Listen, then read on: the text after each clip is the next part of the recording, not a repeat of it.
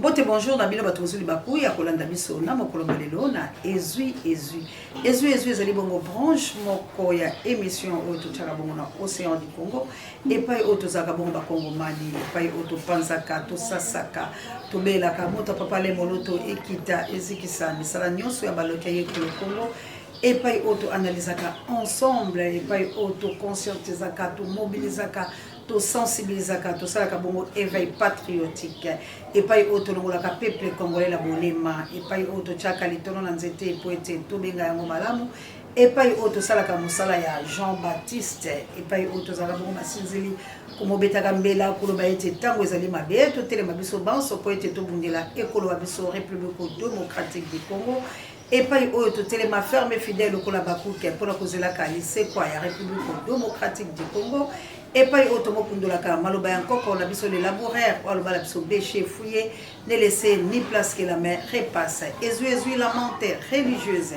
popo ezui ya mokolo malelo tokolobela bongo retour ya Kofi Olomide ko utala se sac elekelaki eboni pe tokotalisa lolenge kani abimaki bongo na esengo pe na bo zongi boye bobimi na kati ya se sac moi maloba moke interview Kofi asalaki tokolobela bongo maloba ya mwana mboka Vital Kamerhe oyo lelo ekomisi epasi akomi moto noir na kati ya U2PS mbutu entre Vital Kamerhe pe bato ya U2PS tokolobela bongo mayo na ebisaka bino kala likambo letali Sénat bokomona bongo mwana mboka Samba Lukonde akozongeza lingaite ezali bongo bango moko bato ba UDPS na bokabo na bango ba vérité ekomi kobima pona koyebisa population ete maloba o mamosia alobaka na bilo ezalaka bongo ya bosolo. Merci encore une fois équipe pour la tena États-Unis d'Amérique et pourquoi pas manananga na kunyado langana États-Unis d'Amérique kabo ya long puissant vidéo ya Kofi Olomide okot kobima na ye ndenge ya ndako na ye pe bobimi na ye ya CESAC.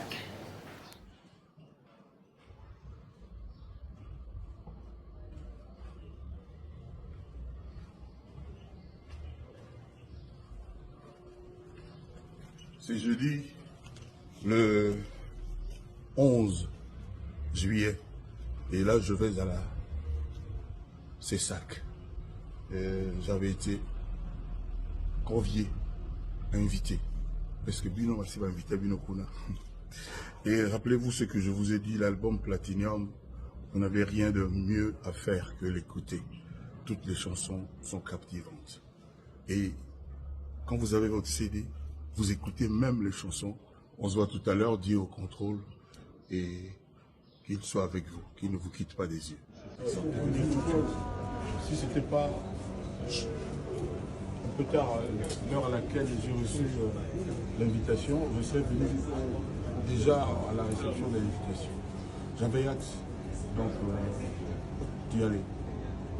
Je voulais, d'entrer en matière, dire bravo au CESAC. Dire bravo à son président, M. Bossembe. J'ai vu la courtoisie, j'ai vu le respect de l'homme et c'est un organe qui devrait être soutenu pour l'intérêt de notre pays. C'était plus pédagogique qu'autre chose. J'ai vu les instructeurs, on a parlé, j'ai dit on a parlé et on s'est très bien compris.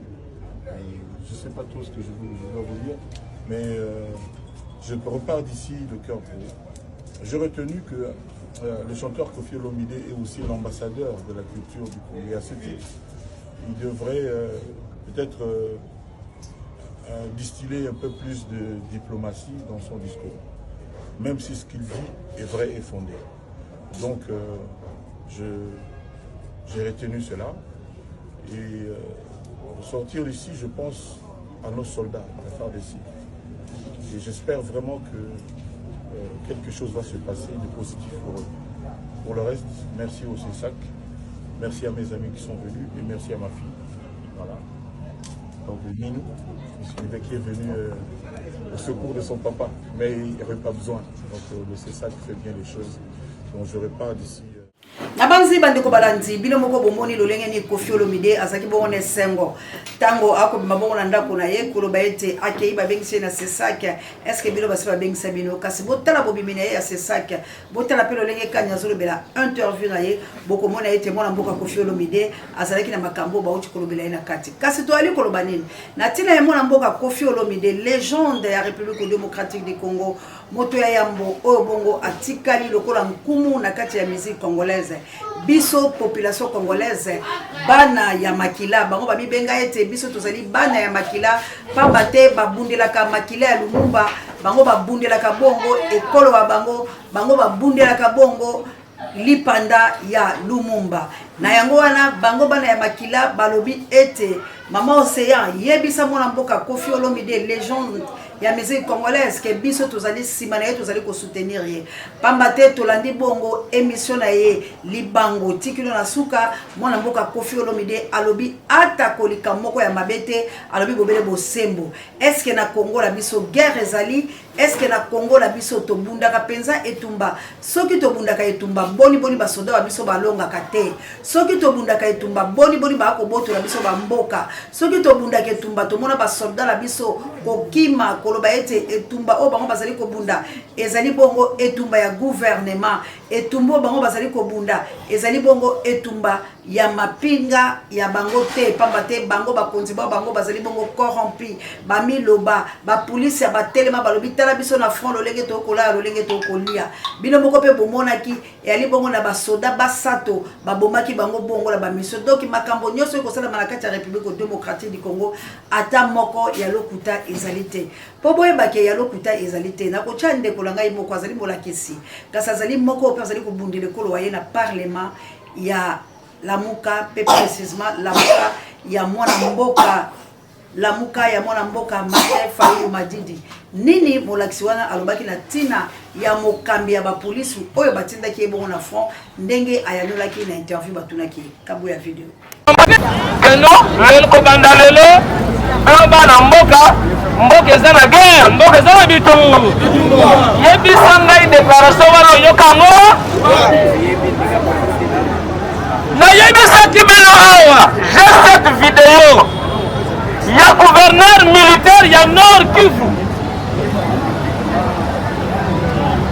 akutana ba journaliste batuni ya motuna balobime monsieur le gouverneur militaire je sais que vous êtes ici pour faire l'offensive on a kobundisa mongonia ale mabamboka na mais vous avez tout nous vous avons vu mini yaba minduki babeloko na kamuntu bazanango ma bozo bundate pona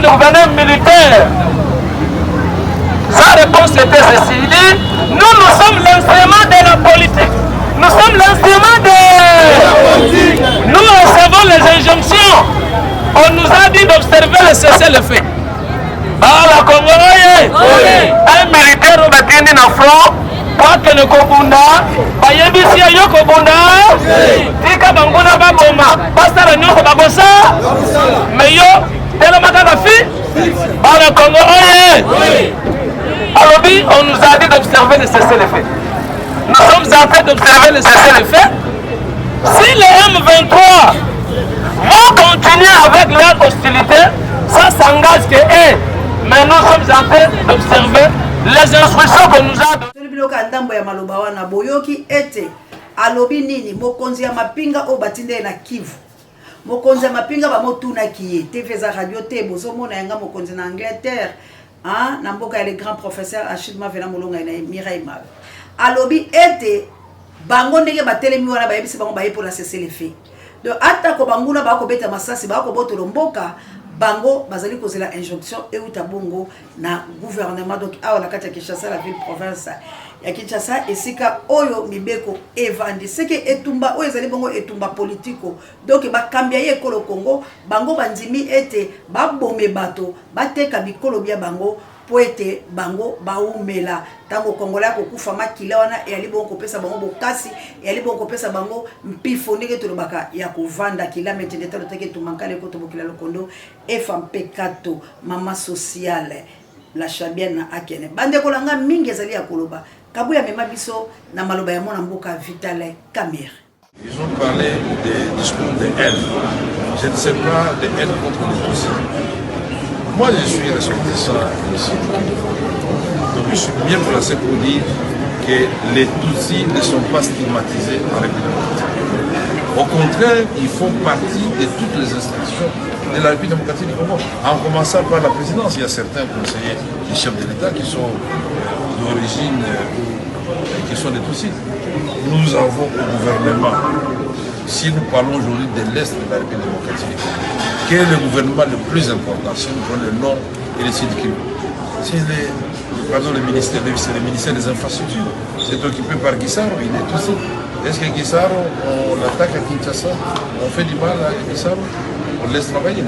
Mais ils sont aussi au Parlement, c'est-à-dire à l'Assemblée, au Sénat. Ils sont dans l'armée, des généraux, des colonels, des majors, ils sont connus. On peut donner la liste, mais ils sont aussi dans les cours de tribunaux. Tout cela a été démontré ici.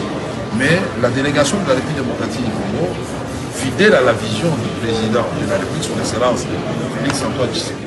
Ndeko Ogi Kolobate tobengiye mwana mboka ndeko langa tokobenga ye mwana mboka pamba te asimbi ngende ya makasi ozali bongo ekolo wa biso azali bongo moto ya yambola bisika oyo bavotaka balwa ndeko langa bongo congolais te bakotia ne sika wana ndenge nini bolandi mwana mboka Vital Kamerhe ami symboli malamu alobi na kati ya présidence ezali na batuti rwandais donc il y a les rwandais au bazala kati ya présidence na loba ngoto la loba yango te boyoki yango sika na monoko ya Vital Kamerhe alobi mabeni ninga na lobi discours ya ene ninga na lobi est-ce que batuti o bango bazoloba bazali awate na kati ya bureau ya mokonzi ya mboka Félix Antoine Tshilombo azali kosala na batuti azali na ba rwandais o ba ko boma congolais yango moni mobeko ebimi ete biso to koyo koloba bosolo te journaliste nyoso o ba komona ya koloba bosolo kombole maloko journaliste nyoso o akoloba etuba ya est le lenge zali kombole kama kombole maloko journaliste nyoso o akotele mako dénoncer makambo ezoleka la République démocratique du Congo kombole maloko donc interdiction formelle yango moni balobaki na Koffi Olomide ndengo moni ba biso boye tozali mokolo ba kozwa biso kombola biso maloko pamba te balobi to koki ko dénoncer tema ya oma ko sala mana est mwana mboka Félix Antoine Tshilombo ayebi ete ma oma ko sala mana est ngai nde na za cause nango ngai nde moto na sineki mikanda miango donc congolais nyoso akoyi koloba te baboma ba congolais ba sala bango bakoyi ko sala bango bazwa ba mboka ndenge baza koya wana yo komeka ko dénoncer te ke bakoti na Kivu babomi komeka koloba te ke bazaki na Magi baki na Butembo bazala manono komeka koloba likambo ya Butembo ya fizite koloba likambo te pamba te mwana mboka Félix Antoine Tshilombo atie interdiction na c'est ça qui boye alobi kanga moto nyoso oya koloba bosolo épreuve année kabuya vidéo ya mboka na biso. C'est vrai que baboyi toloba balingi toloba te babi makambo ya situation ya est ata bazwi bamboka bino boloba te ata ba attaquer yo journaliste koloba te bandeko na nga bazolanda nga na Kanyabayonga bisika nyonso oyo ezwami na bitumba naza na maloba koloba mpona bino me maloba ezosuka na motema mpo baoyo baza kozwa mikano likolo ya mosala toza kosala tozobanga bango te me bapekisi biso koloba babi boloba te bayoka yo lobi makambo wana te babiso ko lobi oza kosala travail ya monguna nazozanga na maloba ya kokompatire na bino nazozanga même maloba ya kobeta lisolo na bino nazozanga makambo ya kolobela bino awa parce que soki na lobi bakokata chaîne ya télévision pasi na nga na bumbi yango na motema ndenge tolobaka quantité soki tomelaka par rapport tobwakaka o tomelaka eleki ebele nzambe abatela bino soki yesu azongi nano te toza na se na moi nzambe apesi biso privilège tokokutana un jour soki nzambe alingi te tokokutana na lola soki bondimeli kombo na ye mais toza na pasi bakongole nyonso baza na monde boyebake mikolo nyonso toza kolekisa bitumba na mboka na biso eza na bakongole bao baza kotika bana basi to mibali to bana baza kotika baboti to bafamille nyonso eza kosila nazoyeliki yake mokolo moko guerre oyo ekoappartenir na passé tokoloba likambo mosusu tokobosana lisolo oyo tobanda loba makambo mosusu ya mboka na biso nakoka koloba mingi te mpona likambo na bino mpo bapekisi ngai koloba toloba makambo wana ezali ngai te malobo na lobi bolandi yango pe mwana mboka pe dénoncer yango alobi donc journaliste azala kimia te article 24 25 et ça la kamusala te liberté d'expression et ça la question musala te journaliste akoma moumbo OK journaliste azali quatrième pouvoir et première puissance dans le monde.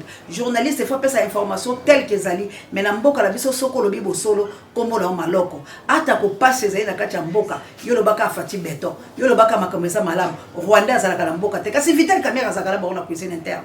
Comment lobi biloko ol. Na uta ekupe ko la tsabino makambo menda lo baka. Alobi ndenge bakangi minyembwe ezali bongo ba Rwandais. Boni boke le koche la biso Robert wa ministre de décentralisation o azali Rwandais. Boni ba Rwandais bazala kati ya députation ba Moïse Nyarungabo secret kozana mboka lolenge nini sika Kofi akufelaki nini yango moni bana ya makila balobi toyebisa wa papa Kofi Olomide bali bongo simana yo po bo solo ezali ete basali biso métissage za l'armée na biso bato ba ko kambe ezali bongo baronde bande kolanga na utaka la komi yebisa bino awa na lobi soki Vital Kamerhe azwi présidence te Vital Kamerhe akozala mokonzi ya ba député Sama Lukonde akokele bongo na Sénat boboya ki kasika boya tela na vie de l'union sacrée.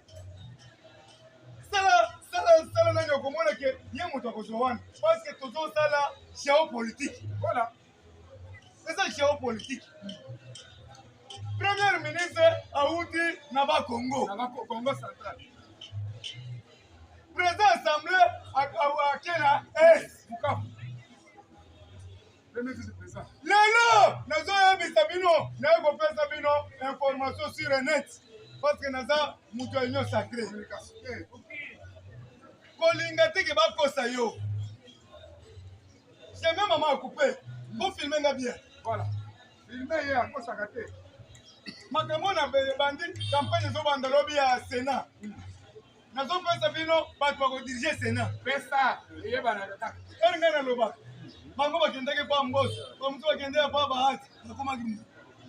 Na mutu na votaki. La bonne nouvelle de l'union sacrée Basali Moussala. Voilà. Et puis, Salama.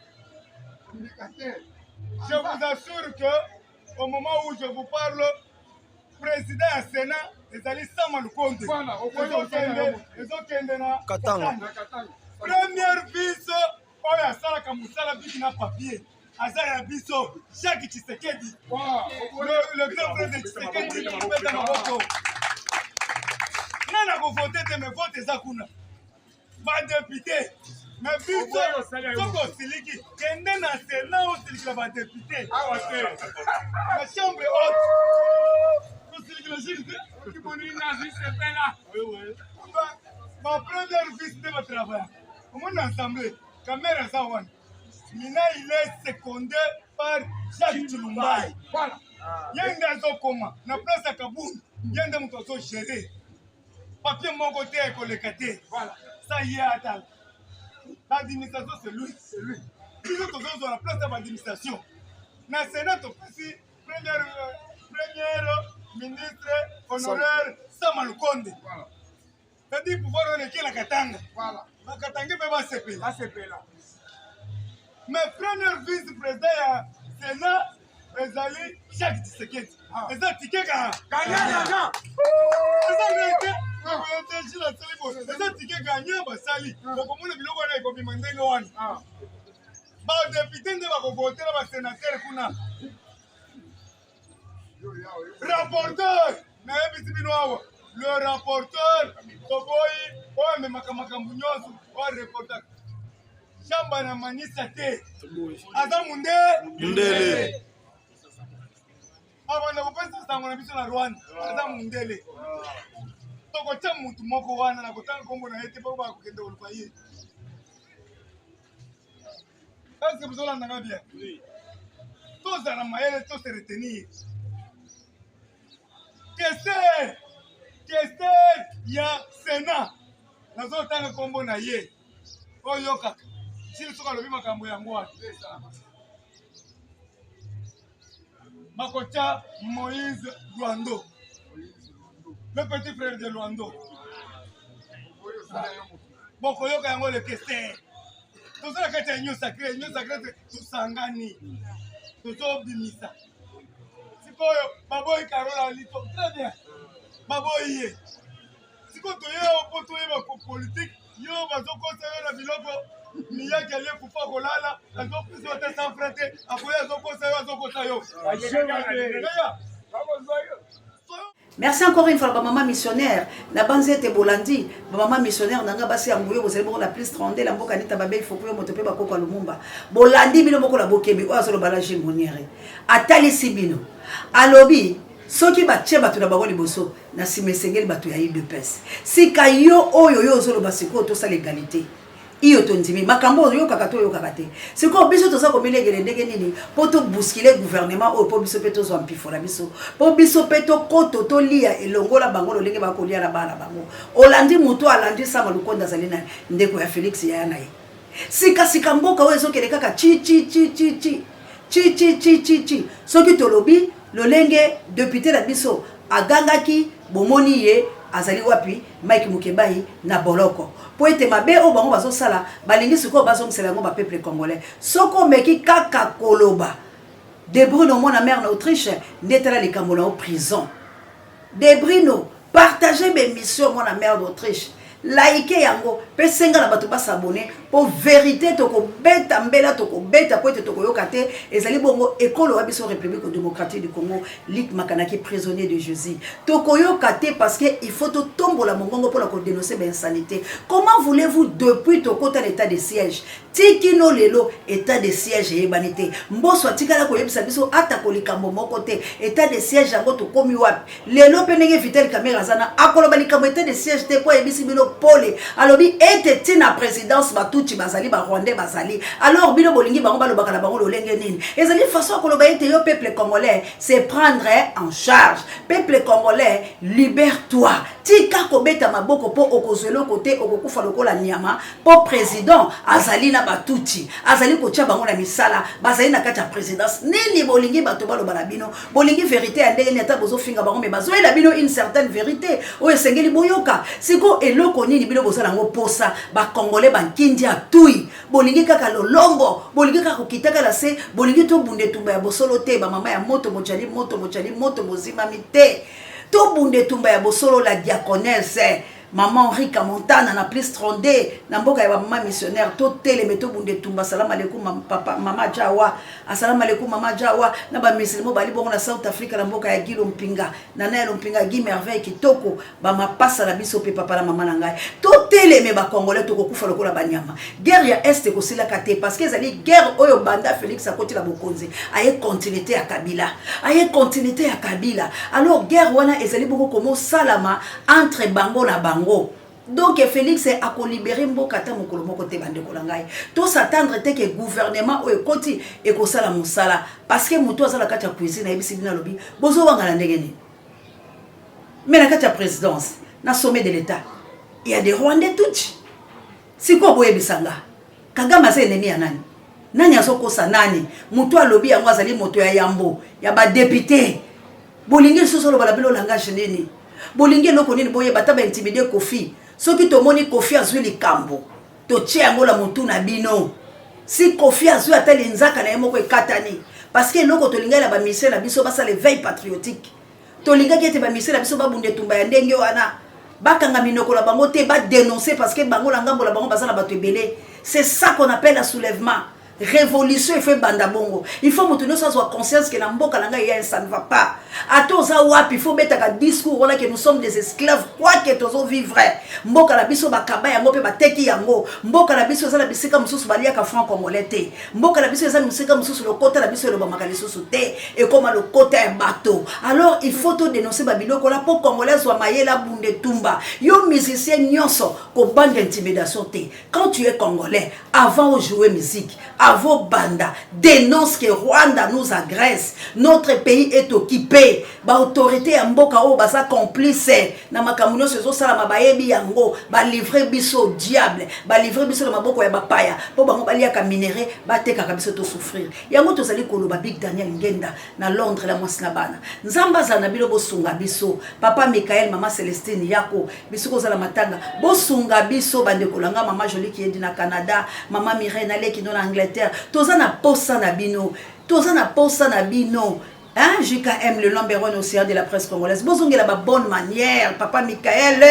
Bozongela ba bonne manière, tous na posa la bino. Il faut tout sauver nation congolaise. Il faut tout sungambo kalabiso. Bipa ibinso ezwa mibino. Boteleme, bozaba congolais. Hein? Papa Alfred da maman Clarisse.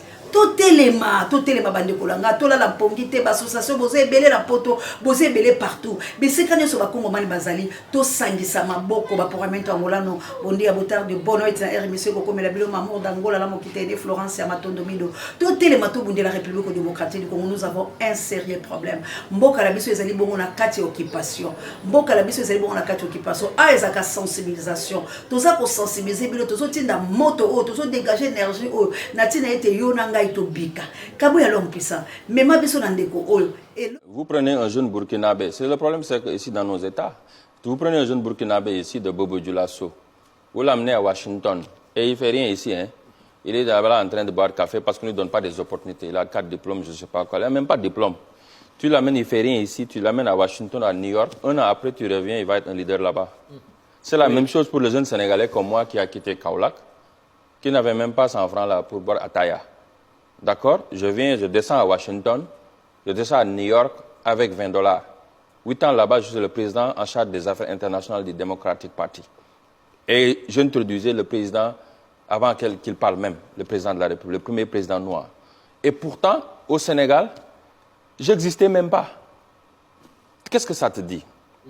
Ça te dit que dans nos pays, on ne sait pas détecter des talents et investir dans des talents. La jeunesse a le potentiel, mais n'a pas l'opportunité. Oui, ça veut dire que l'Africain, je le disais, ne sait pas créer des champions. Et moi, c'est ce que je veux voir dans ce pays-là, dans nos pays en Afrique. On ne sait pas créer des champions, on sait tuer des champions. L'Américain, il prend une personne qui nettoie les tables comme moi, il l'amène jusqu'à la Maison Blanche. Il prend un jeune Mamadou, sénégalais ou burkinabé qui vient d'arriver, de rien, pas de parents, pas de background, pas d'anglais. Il le regarde travailler jusqu'à ce qu'il lui fasse l'un des meilleurs docteurs ou scientifiques comme Cheikh Modibo Diarra jusqu'à NASA.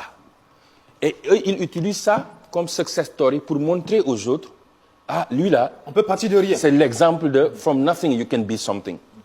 L'Africain là, nous, notre problème là, on te voit partir même, tout le monde va descendre en bas. Et il faut qu'on soit ensemble, là, au bas de l'échelle. Pas seulement soit ensemble, mais il faut qu'on accepte le talent de l'autre et de soutenir l'autre. Et que le succès ne peut pas dire que tu as marabouté quelqu'un. Par exemple, nous, pour nous, l'idée de succès là, dès que tu réussis, on te colle des choses. Il a marabouté quelqu'un, il a volé l'argent et il devait faire quelque chose pour y arriver. Mais on ne croit pas au succès de nos frères et sœurs. Mais si quelqu'un d'autre le fait, un blanc, il vient là. C'est pourquoi, c'est simple, hein.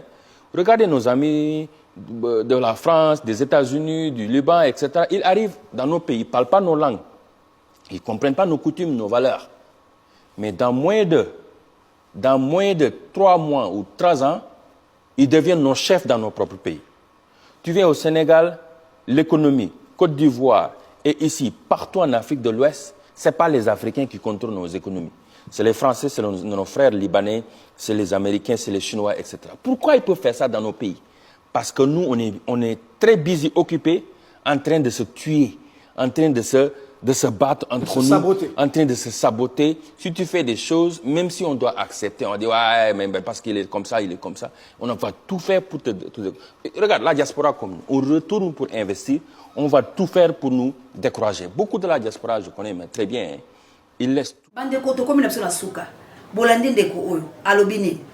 Alobi biso bayindo to sunga na kati, to linga na kati. Eloko to mona akaya malamu ya motu ya batu mususu. Comment un chinois ena mboka la biso bopesi ya maboko akomi mokonza akomi ko diriger biso, akomi ko monyoko biso. Comment un libanais ena mboka la biso akomi propriétaire ya biloko lolenga akomi ko sala biso pe biloko ya mabe na mboka la biso moko. Mais ngai ndeko la bino na tout dans ko beta mbela mikolo nyoso bozo ko sunga ngate ndene. Bozo cholanga ndoki, bozo cholanga ene, bozo bande ko ngai. Ndoki azala ko lokola ngai. Yondo sandoki pour nous soutenir te eloko malamu yozo mona kake pa bandoki eloko malamu yozo mona kake pa banguna ndeko na wazo sala musala kitoko na chaîne mobimba chango chaîne libération chaîne mobimba pour la kolobela kabilo vérité bino boboyi bozali ko bundisa bosolo tala ndeko nanga sosoli alobi mosala na biso yangwana biloko malamu ezaka ya bapaya ndeko nanga okufa parce que ngandeke nazali asoki na kile États-Unis akolengela nga makasi bakokomisanga moto ya mayele po bakoloba ya boya zalate o eza ligne ya ba Jeanne d'Arc bako étouffer bon somi boyo bakomisinga moto ya bango pour la saela bango mais awa tango to koloba bino bandeko la biso boko chola biso bosolo ezali kaka pona bino bosolo bolingi yango te mais bosolo eza kaka bosolo to ko bundela ti lekolo ya biso po ete tozali na bonsomi te guerre ezali na mboka oyo te bazali ko boma biso bazali ko sala biso mabe muta ko défendre congolais azali te bazali ko botola ba territoire ya République démocratique du Congo bazali ko mo botola mo la tuni Kabila motema mabe na yo oyo yo lo baki osala passion ya Congo kasi eloko nini etindaka yo sala biso makambo ya lolenge oyo soki vraiment zaki na passion ya Congo bato bakumisaka Kabila ezaka pour la passe pour bazopesa mbongo Kabila il est mauvais azana motema mabe alinga mboka oyo te pour que le kopesa biso moto lokola Tshisekedi Martin Fayulu m'a dit d'asso qui bo continuer fa ki bo pesa ya sala bolinga ki te po boyebi ke pouvoir na yebuta na maboko ya peuple bolingi papa la ngai Mzee Laurent Désiré Kabila avait raison ya koloba ete bazali koluka un président faible pour bango ba utiliser Mzee Laurent Désiré Kabila soka kufaki parce qu'il était fort saint de l'esprit alinga ki délivrance en mboka la ye yango monya humilité mais moto nyoso akolinga ko trahir Congo akobika seko la seko po azoteka Congo mais ngai na otozo mayele po ete totele melekolo la biso na awande la sudisi merci na kabuya l'homme puissant n'échange pas l'équipe qui gagne prompt rétablissement na Pape Dieu directeur recherche stratégique et personnel sans mo konzi pareil abiso babiso totele me biso nyoso mama dolo la Suisse bande ko la biso biskalo so bozali Guillaume Ngangula na Belgique merci encore une fois na bino nyoso bozo benga biso Pegilo Mboto na Pointe Noire Pegilo Mboto la Pointe Noire totele mabande ko la ngai la diaconesse Henrika Montana na plus 32 basio bobonde la ka totelema pasteur Papi na Mo Carmel na Akene Alain Kitete na molonga ne Lorette Kitete petit frère Bompema bino nyoso ne boza bogiskanga totelema balanga nzembo bosunga mboka bolongola kati ya makambo mabe ya mayele mabe tant ekoki to bundele kolo wa biso la patrie ou la mort nous vaincrons bakolo Congo biso bana Congo babena Congo partout au bozali na 450 ethnie na sous-ethnie plutôt to bundele kolo wa biso to telema biso nous ensemble le kola mutu moko pona ko benga na baloki la patrie ou la mort nous vaincrons la peur doit quitter nos esprits ingeta